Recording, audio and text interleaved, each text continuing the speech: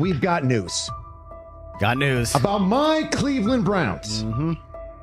We've got an oblique problem. Obliques are big deals, especially when it's your quarterback. Now, he might be fourth on the depth chart, but he was number one in the preseason game last week, and he did a great job. 138 yards, 2 touchdowns. Shedeur Sanders has an oblique injury. That is not good. I do not like this. I hate this because I want to see more reps for Shedeur Sanders. Shedeur Sanders, a projected breakout this season, has been sidelined unexpectedly. The Browns coaching staff confirmed an oblique injury significant enough to keep him out of all activity. No reps, no drills, no warm-ups. Concerns are rising about how this may affect his momentum and force adjustments to the team's plan. The focus now is his recovery timeline, the impact on his development, and the next steps for the quarterback depth chart. Browns rookie quarterback Shedeur Sanders injured his oblique during practice today, putting his status in doubt for Saturday's preseason game against the Eagles. He's the latest quarterback on Cleveland's roster who has dealt with a health issue, joining fellow rookie Dillon Gabriel and Kenny Pickett. Sanders, who is trying to fight his way up the Browns depth chart, started the preseason opener last week and threw to practice. So how concerning is this for Shedeur as he is trying to, again, make his way up the depth chart, be QB2, potentially QB1 in the future? Dillon Gabriel taking Shedeur Sanders' QB1 spot after Sanders suffers an oblique injury is more than a roster change. It signals the staff is choosing urgency over efficiency. You do not replace a quarterback operating near a 70% completion rate with one coming off a 32% outing unless the decision is driven by desperation or poor evaluation. That is not strategy, it is avoidable loss of production. The impact on accuracy, timing, and drive sustainability is clear, and the difference is apparent to anyone watching. Well, here's what we know. I mean, after practice, Kevin Stefanski, the head coach of the Cleveland Browns, was not available to the media, but I did talk to him on the field as the players were coming off, and he told me that Shedeur Sanders complained of oblique soreness during the warm-ups this morning. Shedeur Sanders' absence isn't just a gap in the lineup, it's a setback for the entire offense. He thrives under pressure and makes throws others won't attempt. When he's healthy, every pass has intent, every drive has rhythm, and opposing defenses know they're in for a long day. Replace him with Dillon Gabriel and the defense senses an opening. Corners press tighter, safeties cheat down, and linebackers blitz more aggressively because they don't expect the same timing, velocity, or accuracy. Yes. I mean, yeah, I'm a fan.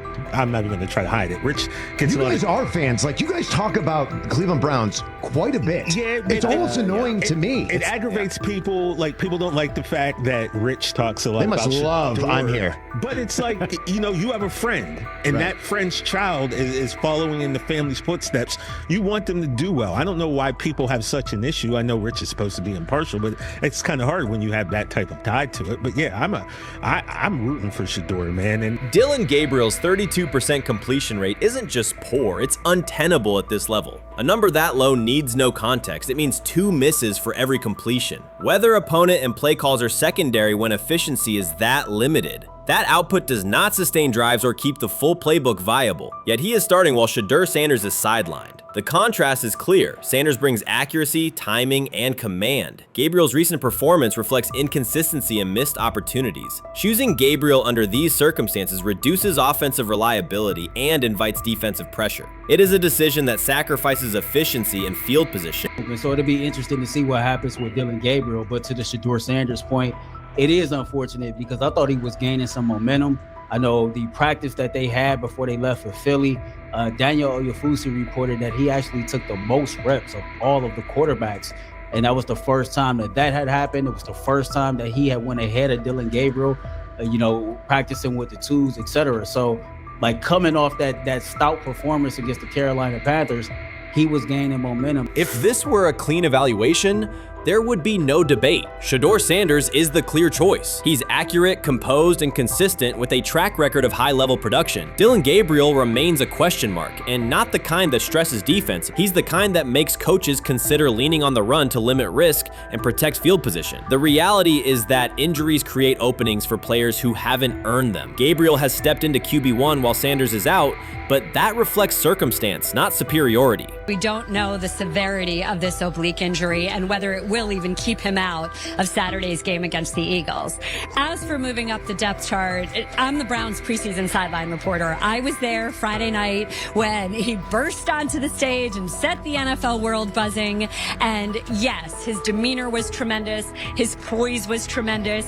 He did the things that were asked of him. But at the end of the day, he wasn't actually asked to do all that much. The real concern is how this could attach to Shedeur Sanders' reputation. The NFL is unforgiving about availability. An oblique injury for a quarterback isn't minor. It affects mechanics, torque, and timing. Even with a strong return, the injury-prone label can linger. For the Cleveland Browns, or any team seeking stability under center, that perception is toxic. Teams don't want a player they fear won't make it through October. That's the risk. Talent doesn't always overcome league politics. Once questions about durability start, they rarely fade. They surface in contract terms, roster decisions, and sideline evaluations. So Shedeur Sanders is injured again?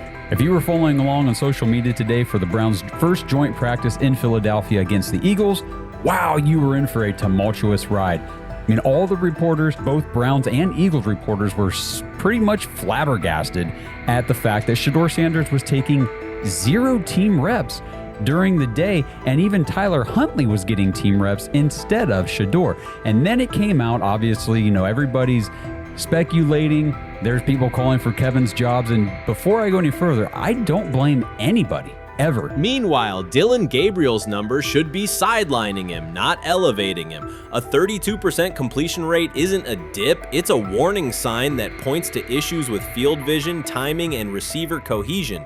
That's the quarterback taking snaps while Shedeur Sanders is out. Put their work side by side and the gap is obvious. Sanders shows consistent placement, timing, and footwork that reflect high-level execution. Gabriel's recent output introduces variability that shrinks the call sheet and stalls drives. You can't claim the priority is winning while starting a quarterback who isn't reliably delivering routine completions. Fans recognize it, receivers lose confidence and tempo when targets are off, the offensive line's urgency fades when protection doesn't translate into productive throws, team belief in the quarterback is fragile, and once it erodes, a season can come apart quickly. We could be looking at, 3/4 of Snoop and maybe 1/4 of Dillon Gabriel. Not really exciting for the fans. Of course, it would be nice to see what Dillon looks like. Did spend third-round capital on him. If you're Dillon Gabriel and you're a rookie, is not you want to get healed. You want the reps. You want to take these reps. So what do you do to prepare yourself and get ready? Because, man, when rookies get injured, it's like these reps are so valuable. Yeah, sets them back a lot. We do have some video here. Mike Garafolo had some video of Jalen Hurts kind of helping Shedeur used his cart to get off the field here. Shedeur Sanders changes the entire equation. His presence under center keeps defenses honest, keeps teammates engaged, and expands the coaching staff's options. You can call vertical shots, open the playbook, and control the game's tempo. Dillon Gabriel limits that. With him, the playbook narrows, drives stall, and the defense ends up on the field too long trying to compensate. The Cleveland Browns are not in a position to gamble at quarterback. This is a franchise with a difficult history at the position. With Gabriel, the issues are visible from the stands. A 32% completion rate won't jump to 60% with a few extra reps. If anything, it will decline as defenses present looks they would not risk against Shedeur. And that's the core issue. Shedeur Sanders at 80% is still a better quarterback than Dillon Gabriel at his best. That isn't exaggeration, it's the numbers. If Sanders is a 70% passer when healthy, even a drop to 60% keeps him well ahead of where Gabriel is now. Yet the team is rolling with the quarterback who isn't delivering routine completions. Every week Sanders is out, his hold on QB1 loosens. That's the hard truth. The longer Gabriel stays in the role, the more coaches cite continuity and chemistry to cover what's happening on the field. Every throw and every drive has to be a statement, not just to win, but to erase any notion that Gabriel is a legitimate alternative. In the NFL, QB1 isn't handed back because you used to be the best option. You have to take it. Started off with some positive news for Shedeur, and then it kind of just went left real quick. Shedeur got the news early on that if Dillon Gabriel couldn't go, he would get his second straight start in the Saturday preseason game against the Philadelphia Eagles. And then he went on to injure his oblique. For the fans who don't know exactly what part of the body the oblique is at and what that injury is and how it can impact the quarterback, can you explain to them what is an oblique injury? It's like up in this area, right? Well, you can't see me, but like right up in here, when you go to throw, like obviously that's all that. So the truth is straightforward. The Cleveland Browns, or any team in this situation, aren't going anywhere meaningful with Dillon Gabriel under center. You can frame it as progress and point to selective highlights, but reality will level it out, and by then the season is already slipping. Shedeur Sanders is the difference between a team with a path forward and a team playing out the schedule. He reads coverages, delivers on-time throws, and forces defenses to respect every level of the field. Gabriel turns the offense into guesswork. The NFL is built on results, and the results are clear. Gabriel's 32% completion rate functions as a warning sign. It doesn't need context, a clinic, or a film session to explain. It signals inefficiency that stalls drives and compresses the playbook. Yet he has been handed the role Shedeur established through precision, composure, and production. That decision undercuts the stated goal of winning. With Sanders, the offense retains structure, rhythm, and threat. With Gabriel, it narrows and exposes the defense to longer stretches on the field. You can't fire the owner because he can't fire himself. Yeah, someone's head's going to roll, unfortunately, in this situation. And it's probably Stefanski and Barry. I saw on The Athletic. I don't think that's fair, by the way. Stefanski, that part. I agree. I was saying the other day on my podcast that Barry should be fired. And I said I wouldn't fire Stefanski, but a couple of people made the point of saying, well, if you fire the GM, you got to give him a chance to hire his own coach, which is fair. That's true. Mm-hmm. So I would fire Barry. I would hire a new GM. If that GM thinks Kevin Stefanski's a good coach, wants to stick with him. Right. The situation in Cleveland has escalated with the NFL. Sources indicate GM Andrew Barry is prepared to move on from head coach Kevin Stefanski if he refuses to elevate Shedeur Sanders. The Browns are weighing a major quarterback change. Leadership appears to be aligning behind Sanders and pushing for immediate action. This is a high-stakes decision about control and the team's direction. I think it's unfair for me to comment in I guess, maybe on behalf of the industry. All I can say is this, the time that we spent with Shedeur, and what he's done throughout his college career is impressive. He's an impressive young man. He's a really good quarterback. Sometimes, fit comes into play. And I'd also say this, there are 4 more rounds of the draft. And then maybe lastly, it's less about where you get picked and what you do after you get picked. That's really the most important thing. Getting to know him over the course of the spring, he has a ton of resolve. Andrew Barry appears to be at a breaking point. Pressure from fans and within the organization to play Shedeur Sanders is intensifying. Barry is pushing for a move towards Sanders, while head coach Kevin Stefanski remains cautious about altering the depth chart. The divide is clear. One side wants acceleration, the other a measured rollout. The organization is under heavy scrutiny, and the focus has shifted to when, not if, Sanders sees the field. Has the 4th highest odds of any head coach this season to be fired. He's clearly on the hot seat. It's been a discussion for really a couple of years now, dating back to last season's 3-win season. And he's always had kind of hot and cold seasons. And now the sports books are saying he's 4th on the list. Number 1 is Mike McDaniel of the Miami Dolphins, Brian Dable of the Giants at 2, Shane Steichen at 3, and there is Kevin Stefanski plus 650 to be fired. This has moved beyond tension to outright stubbornness. Rather than elevating Shedeur Sanders, the staff has chosen Dillon Gabriel. The current depth chart looks less like a forward plan and more like resistance to change. Fans have been clear about who they expect to see, yet the organization keeps delaying. Every week without a real evaluation of Sanders slows development and blurs accountability. Cleveland is choosing a conservative approach when a decisive decision is needed, sending a message of uncertainty to both the locker room and the city. Now being the 3rd string quarterback for the Cleveland Browns, was that so much was made out of unbelievable. He actually made the team as the 3rd string quarterback. Like that was a big deal. Like that was somewhat of a surprise to a lot of people. He should have been the first pick in the draft. Kevin Stefanski appears to be doubling down to validate his approach. Despite sustained demand from Browns fans to see Shedeur Sanders reflected in chants, merchandise, and constant discussion, he continues to keep Dillon Gabriel in front on the depth chart. The decision functions as an assertion of control rather than a response to momentum. Even with clear signals from the fan base, Stefanski is staying with Gabriel and delaying a full evaluation of Sanders. It is a deliberate choice to maintain his plan and pacing, not to accelerate change. Cleveland is prioritizing continuity over recalibration, keeping any transition to Sanders on hold. But yeah, I mean, the Browns are in a tough spot. They have wasted. You traded a ton of high draft capital to get Deshaun Watson. You've gotten nothing out of Deshaun Watson and missed an opportunity. Like, who knows who they would have drafted? Now, maybe they would have screwed up those picks and the Browns would still be in bad shape.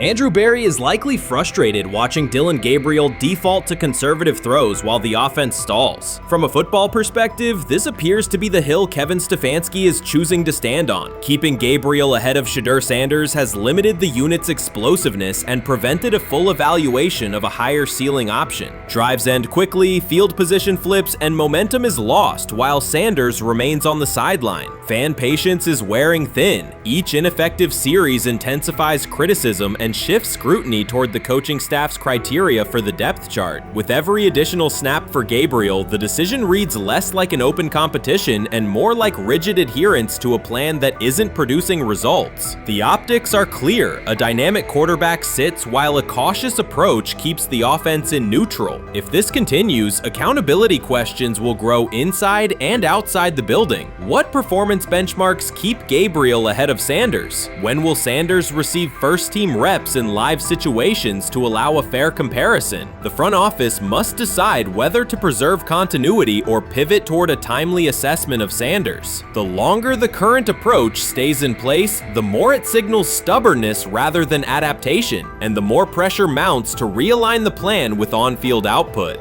I honestly see it happening if the Browns lose a bunch of games. Like if they get 5 wins or less, I see the report coming out now that Stefanski will be fired. I don't want it to happen. I want the Browns to be good, win a bunch of games. I think that they're going to be a team that is slept on and can at least get 7 wins, which is why if they don't, I see Stefanski getting all the blame for that, and there'll be a new coach in Cleveland. Because their players, to me, are there once again.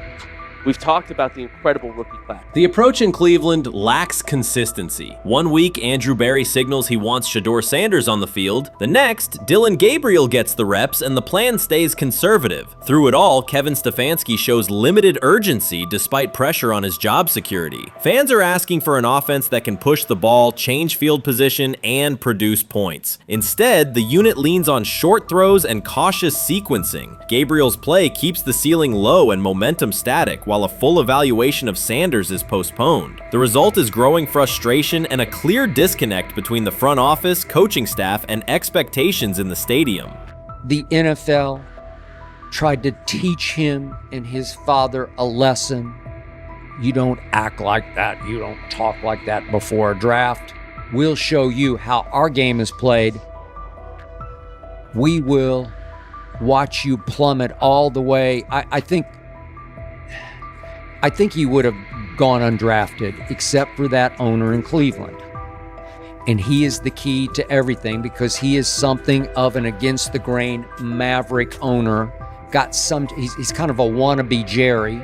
Fan speculation is growing. Some believe Kevin Stefanski lacks confidence in Shedeur Sanders. Others think he's prioritizing Dillon Gabriel for reasons unrelated to performance. A more extreme view claims Stefanski is manipulating outcomes to secure a buyout. Whatever the motive, the risk is clear. This approach is straining his relationship with GM Andrew Berry and alienating the fan base. Pressure is rising, Berry's patience is running out, and supporters have shifted from requests to demands. If the current plan continues, calls for a change in quarterback and accountability will intensify. Shedeur is lighting it up in practice every day. You're not even a half bit curious to see what he could do with the ones. That makes no sense. And then on top of all of that, you got players going on podcasts and talking to people in the media saying this guy is really good. Like this guy is legit. So even your peers respect you enough. How is it that the coaches can't see that? It always starts with the players, where the player's like, hey, you see that? You seen that pass he threw? The Cleveland Browns were taken by surprise when quarterback Shedeur Sanders stepped in for first-team snaps, asserting control of the drill and instantly highlighting deficiencies across the rest of the room. His confident command forced coaches to pause practice clips, reevaluate progressions, and consider immediate adjustments to the depth chart. Within minutes, discussions spread throughout the facility and online forums as fans weighed what Sanders' showing means for the current starters. The organization now faces an urgent, data-driven decision on whether Sanders should move up permanently. Shedeur Sanders arrived at Browns practice, took several first-team reps, and the entire quarterback group immediately felt the pressure. Coaches erased the whiteboard and reviewed their plans. Staff members exchanged concerned comments, and observers began asking whether Sanders was positioned to assume a larger role. Tony, every year we see at least 1 to 2 teams. They were in last place in their division the year before. No one thought they'd be good, and then they were good. It almost seems like no one's even assuming the Browns can be that, but we see it happen every year. And I get the quarterback stuff, but like, correct me if I'm wrong, Tony. The Browns are trying to run the football, play good defense, not turn the ball over in the passing game, and try and take advantage when they can, correct? That's what they're trying to do. That was the 2020 offense. The Cleveland Browns are still searching for stability at quarterback. Deshaun Watson is yet to deliver consistent starter-level production that justifies his contract, and each game renews doubts about whether he can regain peak form. Behind him, rookie Dorian Thompson-Robinson shows promise but remains inexperienced and unpolished. Coaches are evaluating alternatives each week and may need to adjust the depth chart if progress stalls. The roster around them is built to contend now, so ongoing uncertainty under center is increasingly costly. As we talk about, we do believe in best player available. We do believe in positional value, and we didn't necessarily expect him to be available in the in the 5th round, and so we love adding competition to every position room and adding him to compete with the guys that are already in there. We felt like that was the appropriate thing to do. The Browns quarterback group is unsettled. Deshaun Watson has yet to provide the reliable, high-level play his contract demands, while rookie Dorian Thompson-Robinson remains promising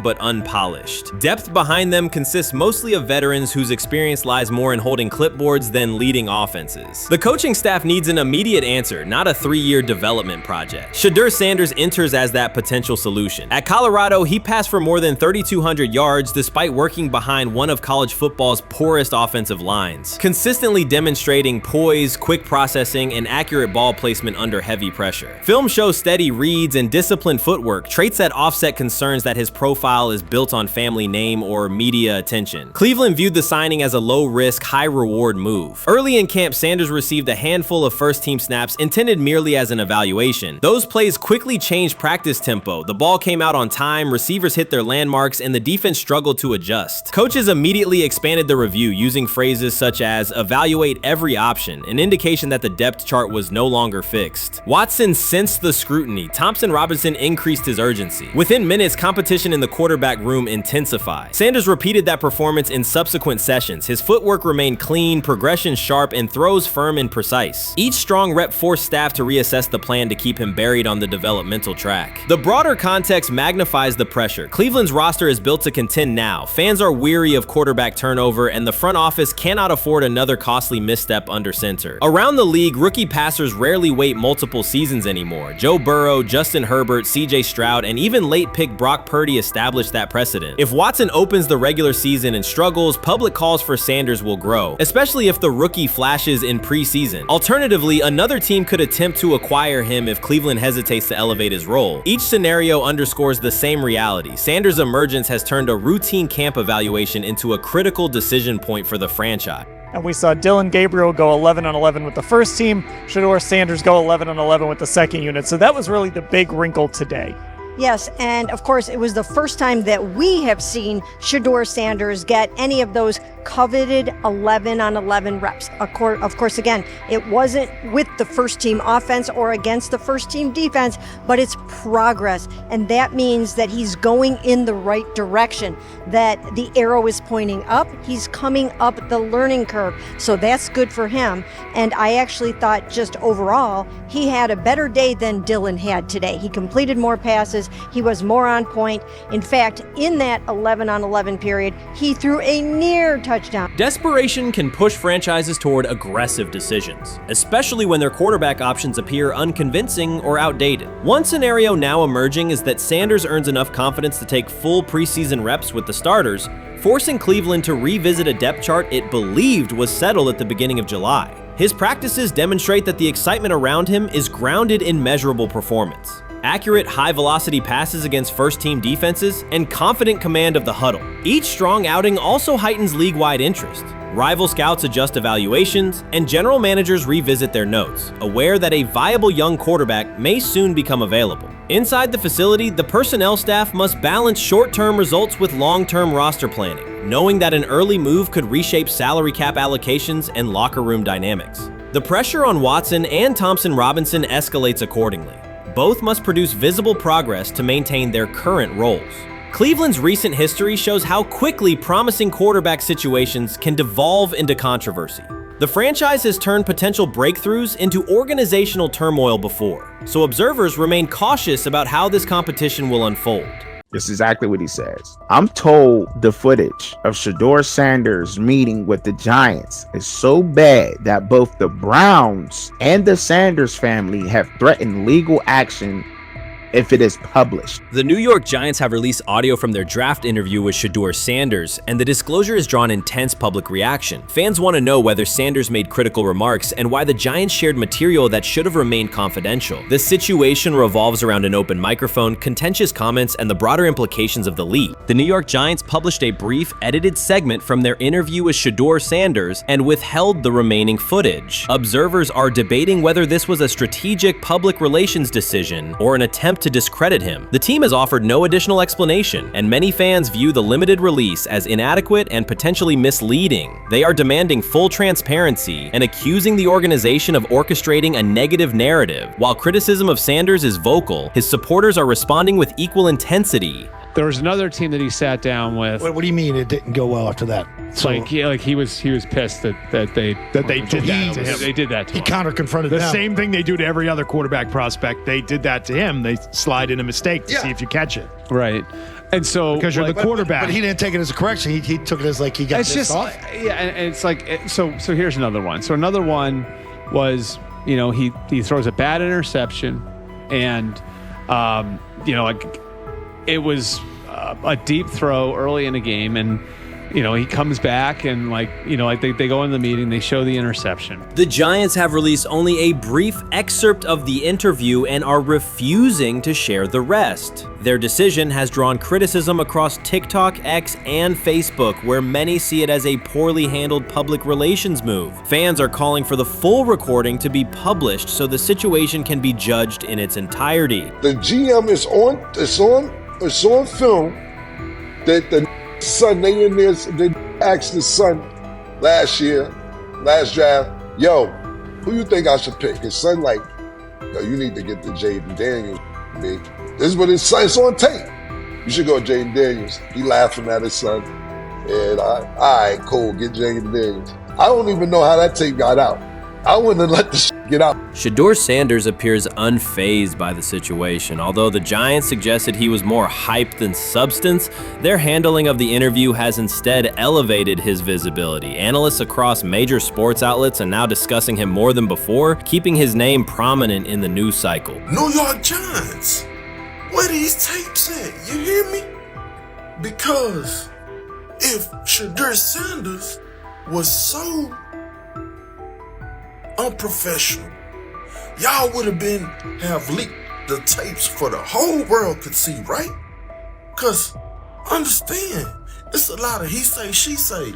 But one thing I do know, as a young black man growing up in this world, being straightforward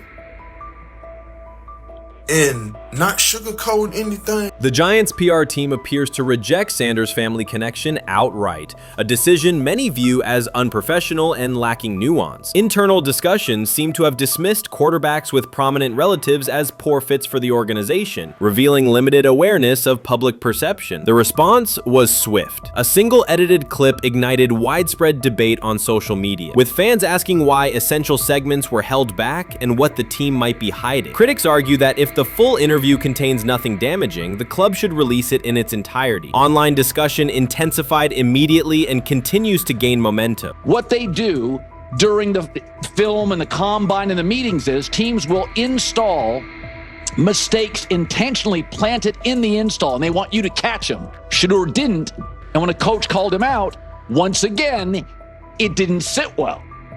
It's like, bro, there's not many teams needing quarterbacks, especially since Pittsburgh appears to have a deal with Aaron Rodgers and Tennessee's getting Kale Moore. The Giants' decision to withhold the full interview has produced an unintended result. Instead of diminishing interest in Shedeur Sanders, it has intensified it. Media outlets and analysts are now examining every on-field rep, press comment, and public appearance as evidence of how he conducts himself under scrutiny. Each throw, adjustment, and answer is tracked and evaluated against league standards, reinforcing the view that he remains composed and professional. Many fans contend that the organization has misrepresented Sanders and suggest the issue may stem from the Giants' view of his father, Deion Sanders. They see the partial release as an attempt to raise doubts about his character by association. That perception has only made his profile more compelling. The discussion has shifted from whether he deserves a high draft position to how effectively he withstands sustained pressure. Sanders is now regarded not just as a talented prospect, but as a symbol of resilience, central to debates about transparency and organizational strategy. Even if the Giants eventually provide more context, the visibility they have created for him is unlikely to fade. The most fun yet the most difficult thing I cover and we cover all year long is not games. It's the NFL draft. Because I've said this many times, you get lied to for a month to 2 months up to it. And so often during the draft, and every few drafts, there's a guy that really falls, precipitously falls. This year it was Shedeur Sanders, it's been Aaron Rodgers, it's been Dan Marino. Every few years somebody falls a lot. And so, but those stories don't come out until like the fall. Criticism of Shedeur Sanders from within the Giants organization has become increasingly public. Team communications appear focused on casting him as an overhyped prospect, whose character should be questioned, a narrative that seems aimed at shaping opinion rather than assessing performance. Yet each selective release or negative remark has instead amplified attention on Sanders and elevated his reputation. Efforts to confine him to a narrow, unfavorable image continue to produce the opposite effect, reinforcing his position as an underdog who endures external pressure. The debate has shifted from football analysis to broader concerns about narrative control and transparency. Fans, reporters, and online communities are still urging the Giants to publish the full interview, arguing that only complete context can resolve speculation. The organization's refusal to comply has intensified scrutiny and led many observers to conclude that the team underestimated public reaction and now faces questions it could have avoided with full disclosure. The tapes, the New York Giants have the tape. They definitely have the tape. It's confirmation that they have the tape. Shedeur didn't do nothing. Is what they saying he did. I'm gonna tell you what these mixed reaction right here.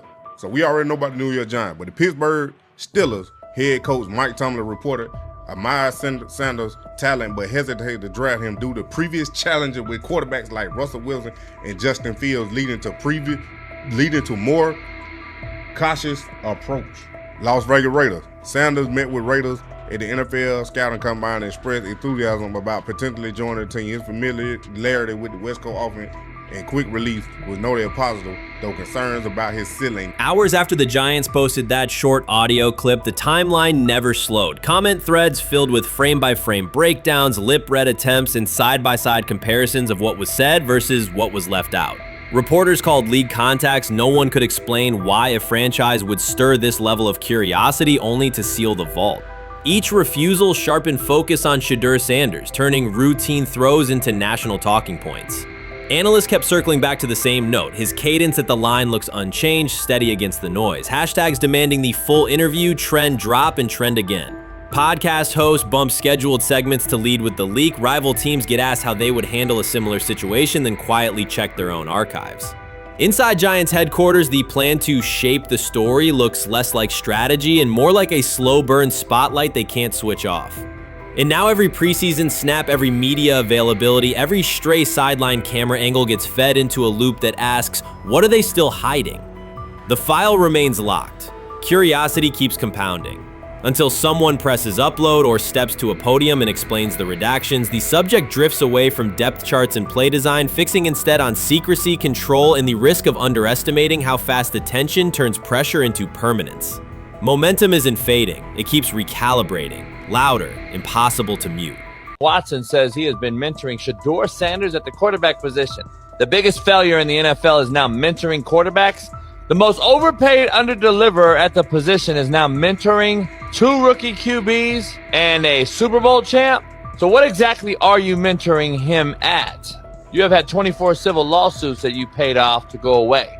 And when you play, you are as ass as those massage therapists are, apparently. Shedeur Sanders is also a show. It's all about him. It's all about anything else. If you don't see that by now, then you're just blinded. Cleveland's second most talked about player has yet to take a professional snap, and it isn't Deshaun Watson. Rookie quarterback Shedeur Sanders has already captured the locker room's attention and the fan base's enthusiasm, creating a visible shift in the team's internal dynamics. Watson, once the uncontested focal point, now shares the spotlight with a newcomer who has only practiced in shorts. The Browns are experiencing a rapid, unforeseen change in popularity within their roster. Four-man competition. It's not. It's 2 guys versus 2 guys. It's the 2 older guys to be the starter. Yeah. It's the 2 younger guys to position themselves however it may be. Right. Show little improvement every single day. Right. So, of all the things I'm watching the first 5 when they break a session, the first 5 with the veterans, with the ones. Who's in there? Where are they going? The ball's going to Jerry Judy. Right. Flacco's no dummy. Lasts as long as he has. Right. He can really whiz it. But as we go on, I want to watch these guys because they probably just got plays installed Tuesday, and they're out there running them Wednesday. Shedeur Sanders arrived in Cleveland and immediately commanded attention. The rookie has yet to take a preseason snap, yet the energy around him inside the building and across social media eclipses what many veterans receive in an entire season. Fan enthusiasm is so strong that Deshaun Watson's jerseys are already drifting toward the clearance rack at the team store. In a matter of days, Sanders has become the roster's second most popular figure, while Watson watches his once secure QB1 status and public approval shrink by the hour. Shedeur or Deshaun? Who do you want as your quarterback next year? Honestly, Shedeur. I love Deshaun though. Like, I don't understand all the hate for Deshaun. You get hurt and you get booed, bro. That's foul. That might be the foulest I ever seen. The Browns' social media staff posted a single candid photo of rookie quarterback Shedeur Sanders releasing a warm-up throw, and the response was immediate and overwhelming. Fans saturated timelines with edits of themselves alongside him, while Deshaun Watson's routine practice reps drew comparatively little notice. Although an official Sanders jersey has not been released, unauthorized versions are already moving at a pace that exceeds merchandise sales for several other AFC North teams. The surge in interest marks one of the most intense fan reactions Cleveland has experienced in recent memory. The excitement surrounding Shedeur also triggers a wave of criticism. Veteran analysts, anchored in a 1980s mindset, question whether his style will translate into lasting success. They focus on his NIL earnings, social media presence, and visible confidence, arguing that the image overshadows substance. To them, outward self-assurance appears to be a distraction rather than a competitive asset. Even a simple smile or brief display of personality is cited as evidence that he lacks the measured discipline they expect from a starting quarterback. Critics claim Shedeur Sanders is notable only because of his father overlooking the performance he delivered at Colorado. Many of those same observers ignored the Buffaloes until Deion Sanders made national headlines, yet they now question whether his son has earned the attention. They want rookies to keep quiet, carry clipboards, and wait 2 seasons before challenging for a starting role. Sanders is disregarding that script from the moment he arrived. His presence has already turned Cleveland's quarterback discussion into a genuine 2-man competition before a single preseason snap. Deshaun Watson maintains publicly that the situation does not concern him, but it is hard to believe the pressure is not real. A fully guaranteed contract protects his paycheck, not his standing in the locker room. Sanders, meanwhile, is translating charisma and early momentum into tangible influence with teammates, coaches, and fans, reshaping expectations for who will lead the Browns on opening day. I'm a firm believer. If I wanted Shedeur Sanders at 2, at worst at 33, of course I already think that he's better than other quarterbacks. Because that's the type of talent, that's where I would have picked him at. And if he was at 2 or 33, and he still had the same exact skill set, we would be talking about him starting and playing. Right. Well, there'd only be 3 quarterbacks. It'd be here, 3 quarterbacks, not 4. Yeah. But since he moved to the 5th round, that's cool. They might have to go along with it. But to me, I think if you ask who got the best tools, I'm going with Shedeur. Shedeur Sanders has not taken a single professional snap, yet discussion about him has split NFL social media into 2 camps. One side already argues he should start immediately. The other worries about what that means for veteran quarterbacks like Deshaun Watson. Reporters now line the perimeter of Browns camp, scrutinizing every inconsistency in Watson's spiral and every precise throw from Sanders during drills. Each well-placed pass is clipped, posted to TikTok, and captioned as evidence of a future QB1. Cleveland is no stranger to quarterback drama, but this situation is different. Rather than cycling through another unproven starter, the franchise is dealing with a rookie who entered with more polish, public attention, and perceived readiness than most first-year players. Fans chant Sanders' name before he has appeared in a preseason game, while the established starter works to maintain his relevance. The atmosphere is not yet a full controversy, it is a countdown. Traditional analysts insist on the importance of experience and respecting the process, yet Sanders is progressing on the timeline set by the supporters who already view him as the next leader of the offense. Many observers declared Deion Sanders was finished. They argued that his public style attracted unnecessary attention, that his health had deteriorated too far, and that his coaching career was approaching an abrupt conclusion. They misread his resolve. When speculation intensified, Sanders did not schedule a press conference or issue a formal statement. Instead, he released a short video recorded at his Texas home, walking alongside recording artist Lil Wayne. The footage established 2 facts. Although Sanders still walks with a limp, he remains active, and he intends to return to the sideline. Reports from USA Today and ESPN confirmed that Sanders had temporarily left Colorado to recover from a significant, undisclosed medical condition. He lost 14 pounds and missed several summer practices, leading to widespread debate about his future. Unofficial sources suggested complications related to previous blood clot issues, but no official diagnosis was provided. Throughout Sanders' absence, numerous media outlets framed his situation in crisis language, frequently questioning whether he would coach again.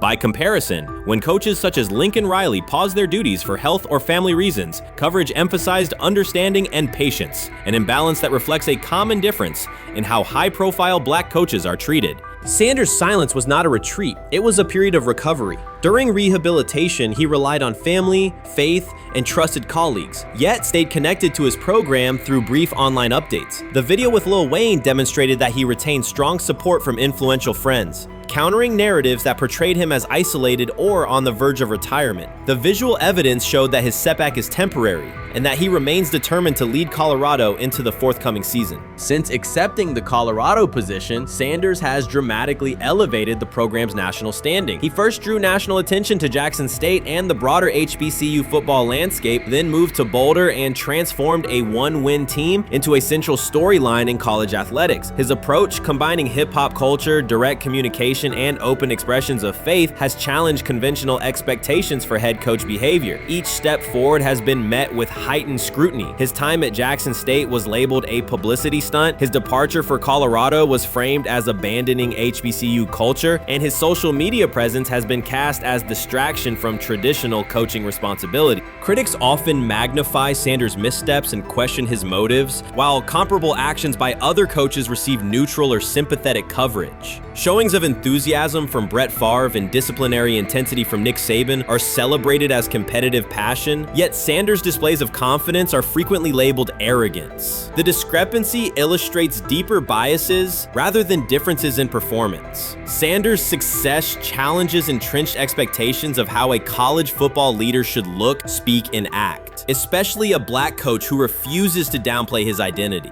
During his convalescence, Sanders maintained close communication with his staff and athletes, reinforcing the standards he had established: discipline, accountability, and belief. The program's daily messaging continued to emphasize preparation and resilience, signaling that Sanders' influence persists even when he is away from campus. Athletes echoed his mantras during workouts, confirming that his leadership extends beyond physical presence. Sanders acknowledges the seriousness of his medical challenge, but has refused to let it define him. He has publicly discussed leaning on scripture and prayer, explaining that his purpose as a mentor, father, and coach extends beyond personal adversity. In that context, the video of him walking in the Texas sun was less a strategic media effort than a straightforward demonstration of continued commitment to his team and mission.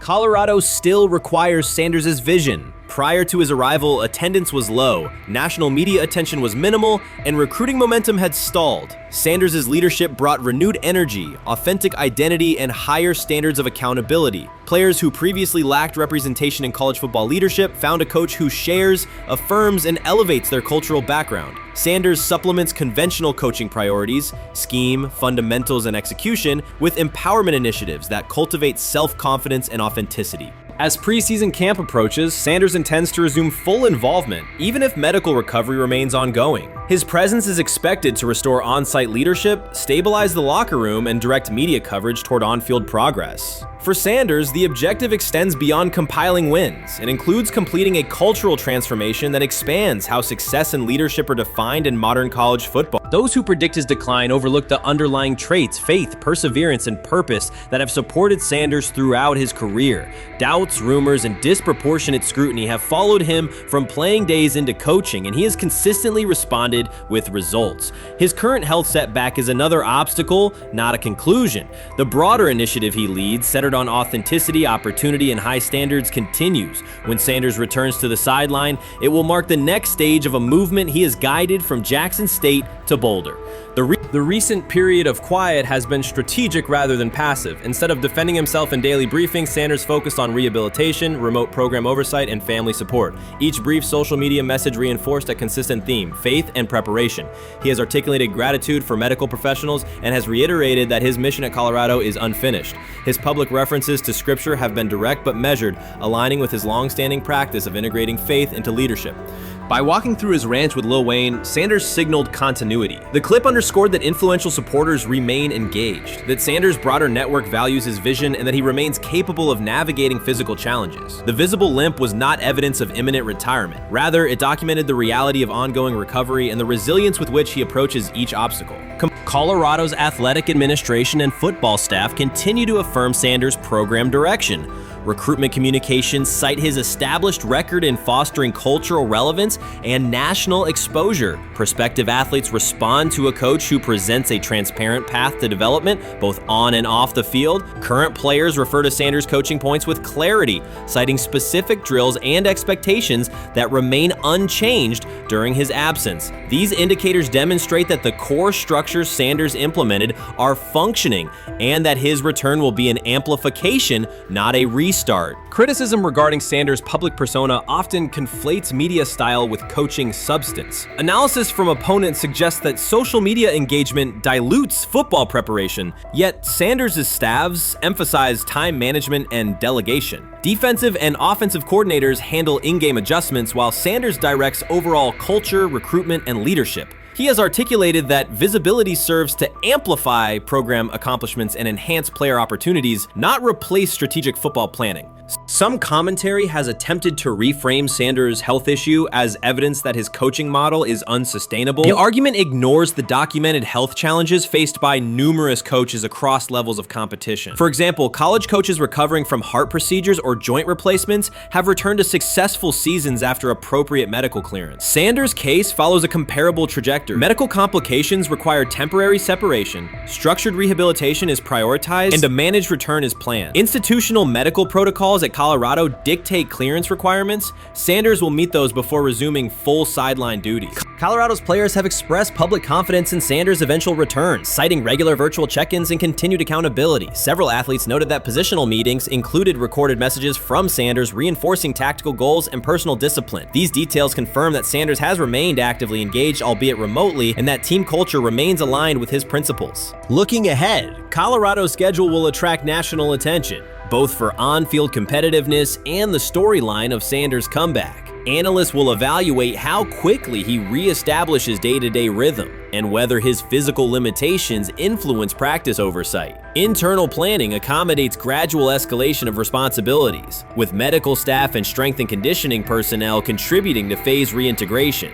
The broader significance of Sanders' return extends beyond Colorado. His visibility continues to challenge prevailing narratives about leadership styles and pathways in college athletics. By prioritizing authenticity, open articulation of faith, and cultural expression, Sanders offers a contrasting template to more conventional models. His eventual recovery and sideline presence will reinforce the argument that diverse leadership profiles can succeed in elite collegiate competition. In summary, rumors of Deion Sanders' coaching demise were premature. Verified reports confirm a substantial but temporary medical setback. He used the time away to focus on health, sustain program engagement, and rely on a support system anchored in family, friends, and faith. His recent public appearance demonstrated active recovery and reaffirmed his intention to resume leadership in Boulder. The forthcoming season will test Colorado on the field, but it will also underscore the durability of Sanders' vision, one that combines competitive ambition with cultural resonance. Observers who continue to question his longevity overlook the resilience and purpose that have defined his career. Sanders' return is imminent, and the movement he leads remains intact. I view things as I got time.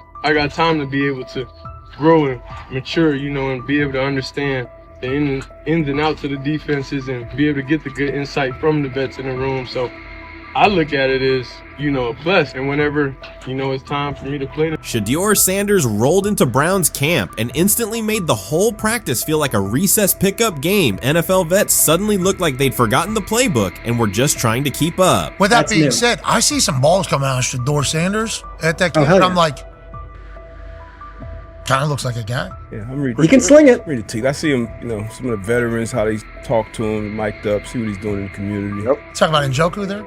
Joku, Mike that, but once you see, different little interactions and things like that, I know he has the talent. We'll see. It'll be a competition that usually brings the best out of guys, especially young guys, so I'm interested to see how that quarterback situation. Right after Shedeur Sanders tightened his cleats and the Browns settled in for what they figured was a routine camp day, the whole vibe tilted sideways. No blazing comet, no UFO touching down at midfield, just a swagger-charged quarterback striding in like he'd crashed the wrong league and thought, yeah, I'll stick around and run this show. The Browns had no clue what storm was rolling in. You'd expect an NFL team to do a quick scout, maybe pull up a highlight reel or two, but nope.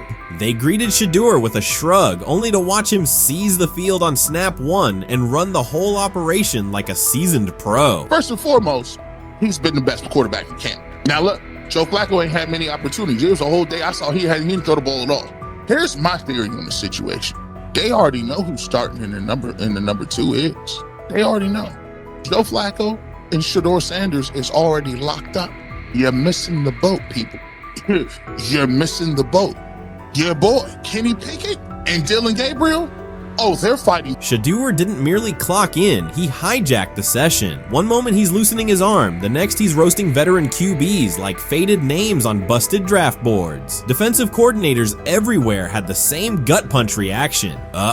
His pocket poise, straight disrespectful. His timing, psychic, and every pass left his hand like it was laser guided to its mark. While Shedeur Sanders was slicing up routes, the Browns secondary looked less like an NFL backfield and more like a gaggle of dads sprinting through a Saturday fun run. Big on enthusiasm, short on closing speed. Coaches fought the urge to slam the emergency horn. Players traded wide-eyed, "Are we serious?" stares, and someone even double-checked that a hidden camera crew wasn't about to pop out of the tunnel. But nope, this was pure Shedeur. Half cold-blooded surgeon, half highlight factory. He wasn't dropping a casual "I'm here," he was crafting a masterclass. From the first rep, the tempo changed. Shedeur Sanders accepted the snap with steady footwork, diagnosed the Browns' single high shell, and delivered a tight window seam route that forced the free safety to recover late. Throughout the period, he manipulated leverage with quick shoulder fakes, moved through full field progressions, and released on time from a balanced base, consistently putting the ball on his receiver's upfield shoulder. Cleveland's coverage struggled on multiple fronts. Safeties hesitated between deep half responsibilities and underneath support, creating voids at 15 to 20 yards. Cornerbacks and off-man were caught in trail position when Sanders used rhythm throws on 3-step drops, while those who tried press technique had their inside hand neutralized by his receivers' outside releases. Linebackers widened to match shallow crossers, leaving the middle hook unguarded for pivot routes and option digs. One corner attempted a line of scrimmage jam. Sanders immediately immediately adjusted the route to a back shoulder fade, releasing the ball before the break and rendering the press ineffective. Over the session, he showcased pocket discipline, reclimbing to maintain throwing lanes rather than drifting, and finished with a series of anticipatory throws against cover 2 cloud, fitting vertical outs between the flat and deep half defenders. Sanders' combination of rapid post-snap processing, precise ball placement, and pocket efficiency exposed coverage mismatches at every level and highlighted communication gaps in the Browns secondary. By mid-session, the Browns defensive staff clearly recognized their calls were outmatched. Every adjustment, a roll to cover 6, a simulated pressure, a late rotate to 2 high, was neutralized once Shedeur Sanders confirmed the post-snap picture. Routes that had taken weeks to script were beaten by timing and location. Comeback set at 12 yards broke open before the corner's transition. Slot seam outs dotted the void between the flat and deep half defender, and boundary receivers beat press with quick hand techniques, receiving the ball before the trail man could recover. Sanders' command was methodical. He used cadence to freeze plug blitzes, re-ID'd the mic when linebackers sugared the A-gaps, and maintained a firm base so he could reset and fire without resetting his feet. His receivers benefited from that rhythm. Top of the stem, eyes back, ball delivered on their upfield shoulder, allowing immediate transition to YAC. The Browns front tried a late stunt to compress the pocket. Sanders climbed 2 steps, re-spotted the shallow crosser, and delivered in stride, turning a potential sack into a 20-yard gain. What stood out most was how little ramp-up Sanders needed. From his first series, he processed full field concepts at tempo, cycling through progression reads without hitching. The poise under interior pressure, consistency in ball placement, and ability to manipulate zone defenders left the Browns' coordinated disguise packages ineffective and forced them into static coverage by the end of the period.